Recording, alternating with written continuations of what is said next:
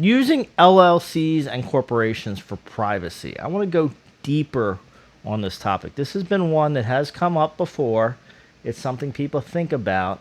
A lot of people assume just because you have an LLC or corporation that you're going to get privacy protection, and that is not necessarily the case.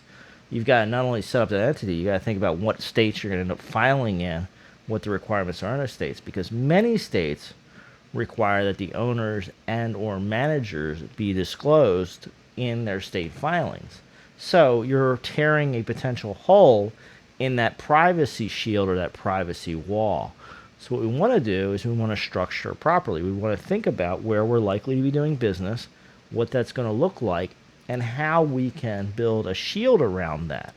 This may involve layering of entities in a legal way, setting up entities in other states so the owners go back to states where there is anonymity. So let's say you're going to have to file in a state like Texas, where you have to disclose the greater than 10% owners of entities in your annual filings.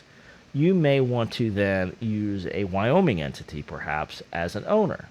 And now Wyoming will, at least currently, have a block from seeing the owners.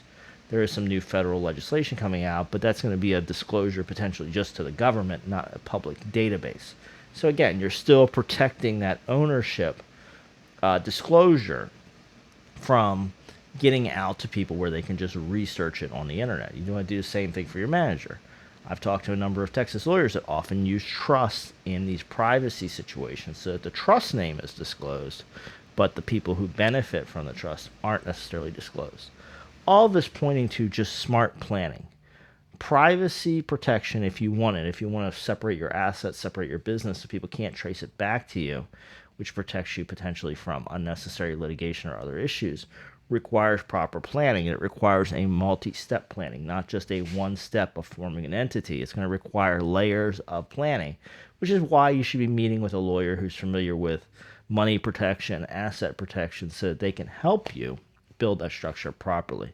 Would love to see your general comments and questions, topics for videos, other things. Don't put your confidential information there, however, because people can see your comments. So don't put things that are specific to you and your situation. But if you have general ideas for future videos or things you'd like to see, let us know. I hope you subscribe to the channel, and we'll have more videos coming up.